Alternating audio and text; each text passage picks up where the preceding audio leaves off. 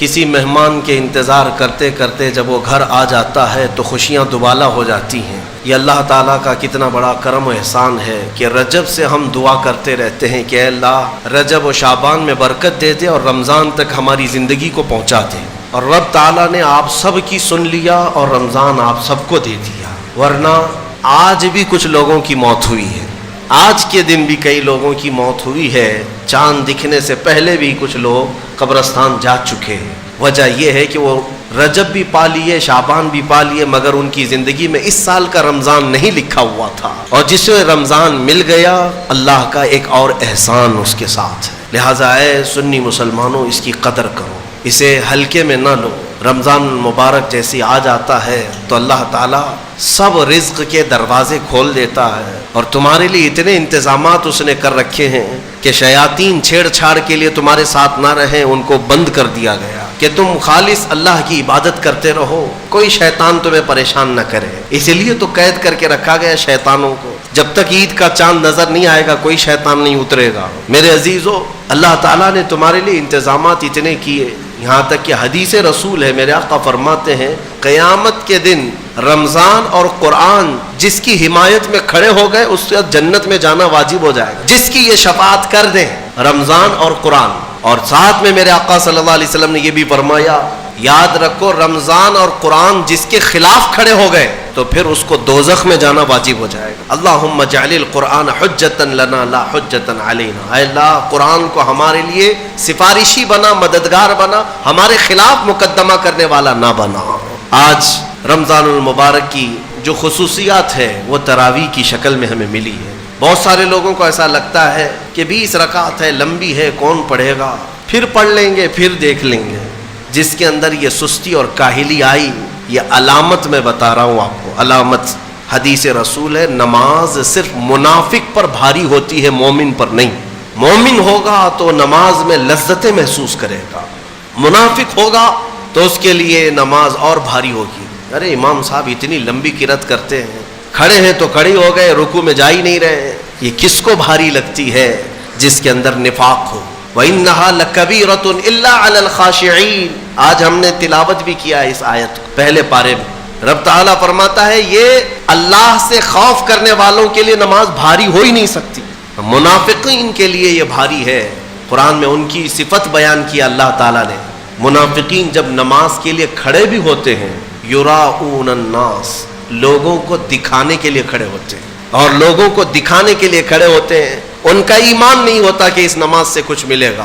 اس لیے اپنی category check کرنے کا بھی یہ مہینہ ہے کہ ہم ایمان والوں میں سے ہیں کہ منافقین میں سے، کیٹیگری چیک ہو جاتی ہے۔ اس لیے ان کی اس رمضان کی صفوں کو خالی ہرگز ہونے نہ دینا، ورنہ نفاق کا دھبا لگ جائے گا۔ بہرحال ہم معمول کے مطابق تفسیر قرآن کو، جیسے ہر سال میری عادت ہے میں قرآن جو تلاوت کرتا ہوں اس کے کچھ گوشے آپ تک رکھنے کی کوشش کرتا ہوں۔ یہ اور بات ہے کہ 6 سال کے بعد اسی ممبر پر دوبارہ ہم تفسیر بیان کریں۔ اللہ تعالیٰ اس مسجد کو ہمیشہ شاد و آباد رکھے، ہم رہیں یا نہ رہیں یہ ممبر سدا سلامت رہے۔ اس ممبر کو تفسیر قرآن کے لیے خاص کیا گیا تھا، آپ سب کو پتہ ہے یہ تفسیر قرآن کا ممبر ہے، مولا تعالیٰ یہاں سے قرآن کی آواز ہمیشہ بلند فرمائے، اور آج دنیا میں اگر میری آواز گونجتی ہے تو اسی تفسیر کی برکت سے ہے۔ مجھے کوئی اور مقام یا جو کچھ بھی آواز میں اللہ نے عطا کیا ہے وہ اس تفسیر قرآن کی برکت ہے۔ ہم نے اپنی آواز کی ابتدا یا امت کو جھنجھوڑنے کی ابتدا اسی ممبر سے کیا، یہی ممبر ہے، اور یہ تاریخی ممبر ہے۔ اللہ تعالیٰ اس کی برکتیں ہم سب کو عطا فرمائے، اور مجھے یقین ہے کہ اس ممبر میں وہ اثر ہے کہ اچھے اچھوں کے چولہے ہل جاتے ہیں۔ یہ ممبر رسول پاک صلی اللہ علیہ وسلم کی نیابت کا ممبر ہے، ہاں صرف اس کو لکڑی کا ممبر نہ سمجھیں، یہ رسول اللہ کا ممبر ہے جہاں سے حدیث رسول سنائی جاتی ہے، جہاں سے اللہ کے کلام کی تفسیر ہوتی ہے۔ اور آج دنیا کو ایک بات میں آپ کو بتا دوں، کسی بم سے، میزائل سے، پیٹرول سے اتنا خوف نہیں لگتا جتنا ایک عالم ربانی کی زبان سے ڈر لگتا ہے۔ وجہ یہ ہے کہ دنیا کو پتہ ہے کہ سارے بم اتنا کام نہیں کرتے جتنا ایک عالم کی زبان کام کرتی۔ ہاں میں یہ زبان اس لیے کہ اللہ تعالیٰ ان زبانوں سے امتوں کے دل میں انقلاب پیدا کرتا ہے۔ اللہ تبارک و تعالیٰ ہمیشہ وہ برکت ہمیں عطا فرمائے۔ آج قرآن کی جو تلاوت ہم نے کی ہے وہ سورہ بقرہ، سورہ فاتحہ کے بعد پہلی سورہ قرآن میں سورہ بقرہ ہے۔ سورہ بقرہ سب سے بڑی سورہ ہے قرآن پاک، تقریباً 2.5 پارے پر مشتمل ہے، 280 کے قریب آیات ہیں، اور سورہ بقرہ کی بڑی برکتیں بھی ہیں۔ ایک روایت میں یہ ملتا ہے کہ پورے قرآن کا جو کچھ بھی مضمون ہے اللہ نے وہ سب سورہ بقرہ میں بیان کر دیا۔ پورے قرآن میں جو کچھ بھی ہے وہ سورہ بقرہ میں، اور جو سورہ بقرہ میں ہے وہ سورہ فاتحہ میں، پورا سورہ فاتحہ میں ہے۔ اور اسی کو مولا کائنات علی مرتضیٰ نے فرمایا کہ اگر میں سورہ فاتحہ کی تفسیر لکھنے بیٹھ جاؤں تو 70 اونٹوں کو بوجھل کر سکتا ہوں۔ کیوں؟ اس لیے کہ سورہ فاتحہ ہی قرآن کا نچوڑ ہے، قرآن کا خلاصہ ہے۔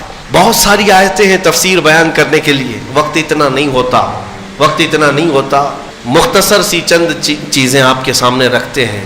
ایک اہم آیت اس میں آئی ہے، میں تفسیر سننے کے پہلے آداب بھی بتا دوں، قرآن پڑھنے کے بھی آداب اور تفسیر سننے کے بھی آداب۔ ظاہر سی بات ہے کچھ آداب وہ ہیں جو ظاہر سے تعلق رکھتے ہیں، وضو سے ہونا چاہیے نماز قرآن پڑھنے کی، لا یمسہ الا المطہرون، اس کو صرف اور صرف پاکیزہ لوگ چھوئیں گے۔ کس کو؟ قرآن پاک۔ تلاوت کرنے کے لیے وضو شرط ہے یا نہیں؟ چھونے کے لیے سب کو پتا ہے۔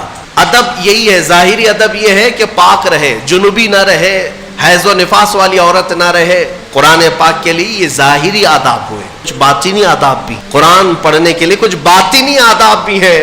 تم 10 بار نہا لو، 10 بار وضو کر لو، قرآن کو ظاہری آداب کے اعتبار سے چھو تو سکتے ہو، باطنی آداب میں سب سے پہلی شرط یہ ہے قرآن پڑھنا ہو یا سننا ہو تو عشق مصطفیٰ ہونا چاہیے۔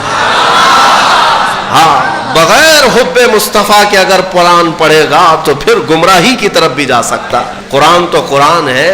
حدیث رسول کے بارے میں کہا گیا بخاری شریف کے بارے میں کہ بے عشق مصطفیٰ پڑھتے ہیں جو بخاری، سنا ہے نا آپ نے، بے عشق مصطفیٰ جو پڑھتے ہیں بخاری، آتا ہے بخار ان کو، آتی نہیں بخاری۔ بخار آ جائے گا لیکن بخاری نہیں آئی۔ جب بخاری کے لیے عشق مصطفیٰ ضروری ہے تو پھر قرآن کے لیے کتنا ہے۔ اس لیے سب سے پہلی چیز میں آپ کو یہ بتا دوں، قرآن پڑھنا ہے یا سننا ہے، عشق مصطفیٰ شرط ہے۔ محمد کی محبت دین حق کی شرط اول ہے، اسی میں ہو اگر خامی تو سب کچھ نامکمل ہے۔ قرآن کی ایک آیت سنا ہوگا نا آپ نے، لقد جاءکم من اللہ نور، قد جاءکم من اللہ نور و کتاب مبین، مشہور آیت ہے۔ اللہ فرماتا ہے بے شک اللہ کی طرف سے ایک روشن کتاب، قد جاءکم من اللہ نور و کتاب مبین، بے شک اللہ کی طرف سے ایک نور آیا اور ایک روشن کتاب، ایک نور آیا اور ایک روشن کتاب۔ توجہ چاہتا ہوں، کیا چیزیں آئی اللہ کی طرف سے؟ ایک نور آیا اور ایک روشن کتاب۔ نور کون ہے سنیوں کو سمجھانے کی ضرورت نہیں، دوسرے لوگ تعویل کرتے ہیں نور سے مراد وہ ہے، نور سے مراد یہ ہے۔ ہم تو کہتے ہیں صبح طیبہ میں بٹتا باڑا، صدقہ لینے نور کا آیا ہے تارا۔ ارے ہمارا مزاج تو یہ ہے، بریلی کے امام نے ہمیں یہ سمجھایا ہے، وہی تو جوبن ٹپک رہا ہے، وہی تو جوبن ٹپک رہا ہے، وہی تو اب تک چھلک رہا ہے۔ نہانے میں جو گرا تھا پانی کٹورے تاروں نے بھر لیے تھے۔ یعنی یہ ستاروں کی جو چمک ہے نا، تم کیا سمجھتے ہو؟ سائنٹیفک اعتبار سے کہتے ہیں کہ سورج کی روشنی کھینچ کر رات کو تارے چمکتے ہیں۔ ہم نے سوال کیا پھر سورج کس کی روشنی کھینچتا ہے؟ سورج کس کی روشنی کھینچتا ہے؟ وہ روشنی سمجھنے کے لیے بریلی کے امام کی زبان میں پڑھنا پڑے گا، سورج ہو کہ چاند ہو۔ اعلیٰ حضرت فرماتے ہیں کہ اتار کر ان کے رخ کا صدقہ، اتار کر ان کے رخ کا صدقہ، وہ بٹ رہا تھا نور کا باڑا، اچھل اچھل کر جبیں، یہ چاند و سورج اچھل اچھل کر جبیں کی خیرات مانگتے تھے۔ معراج کی شب میں چاند سورج اچھل اچھل کر جبیں کی خیرات مانگتے تھے کہ اللہ یہ تیرے حبیب کا جو اترن ہے، نہانے میں جو گرا ہے اور پیشانی مبارکہ سے جو پانی ٹپکا ہے، چاند کہتا ہے وہ میری جھولی میں دے دیا جائے اور سورج کہتا ہے میری جھولی میں دے دیا جائے۔ جو بات میں عرض کر رہا ہوں وہ یہ ہے کہ قرآن میں اللہ نے کیا فرمایا؟ بے شک اللہ کی طرف سے تمہارے پاس کیا آیا؟ ایک نور آیا اور دوسرے روشن کتاب۔ جس کو ہم نے آج پڑھا وہ روشن کتاب، تراویح میں جو پڑھا وہ کون سی کتاب ہے؟ روشن کتاب۔ روشن ہی ہے حقیقت میں، جو پڑھتا ہے وہ بھی روشن ہوتا۔ روشن کتاب آئی اور ایک نور آیا، دونوں کا کیا کمبینیشن ہے؟ دونوں کا کیا تعلق ہے؟ اللہ کی طرف سے ایک نور آیا اور ایک روشن کتاب. یہاں اگر ایسا ہوتا کہ بے شک اللہ کی طرف سے کتاب آئی اور ایک نور آیا، نہیں، اللہ کی طرف سے ایک نور آیا پھر روشن کتاب. پتہ یہ چلا لائٹ سب بند کر دیں اور کتاب کھولیں، کیا پڑھ پاؤ گے؟ پڑھ پاؤ گے؟ ساری لائٹ میں بند کرتا ہوں اور تمہارے سامنے کتاب رکھتا ہوں، پڑھو، کچھ نہیں پڑھ پاؤ گے. ادھر سے ادھر انگلیاں پھیر سکتے ہو. پڑھنے کے لیے روشنی ہونا یہ ضروری ہے، بغیر روشنی کے کتاب نہیں پڑھی جا سکتی. اسی لیے آیت میں اللہ نے فرمایا بے شک اللہ کی طرف سے پہلے کیا آیا؟ نور آیا، پھر کیا آئی؟ روشن کتاب. اب اس روشن کتاب کے لیے یہ کرنٹ والی لائٹ نہیں، نور مصطفیٰ کی روشنی ضروری ہے. جب نور مصطفیٰ میں پڑھو گے تو اس کتاب سے ہدایت بھی پاؤ گے. الحمدللہ اہل سنت و جماعت کے حصے میں وہ ہدایت آئی کہ ہم عشق مصطفیٰ کی زبان میں قرآن پڑھتے ہیں. الحمدللہ. آج بہت ساری باتیں تھی لیکن ایک آیت کی طرف میں لے جاتا ہوں. کچھ لوگوں کو قرآن سے ایسی چیزیں نکالنے کی عادت ہے کہ کہیں حضور کی شان میں کچھ کمی نظر آ جائے کہ حضور پاک صلی اللہ علیہ وسلم کو یہ نہیں تھا، وہ نہیں تھا، ان کو وہی چیزیں ملتی ہیں. حالانکہ قرآن کا مفہوم وہ نہیں ہے، سمجھ کا ان کے قصور ہے. عربی سے نابلد ہے، ناآشنا ہے، کچھ بھی اٹکل پچھو مار کے ترجمے میں گمراہ ہو جاتے ہیں. لیکن قرآن نے آداب سکھائے. توجہ چاہتا ہوں. آج ہم نے ایک آیت پڑھی ہے سورہ بقرہ میں. اللہ تعالیٰ فرماتا ہے یا ایھا الذین آمنوا لا تقولوا راعنا وقولوا انظرنا واسمعوا وللکافرین عذاب الیم.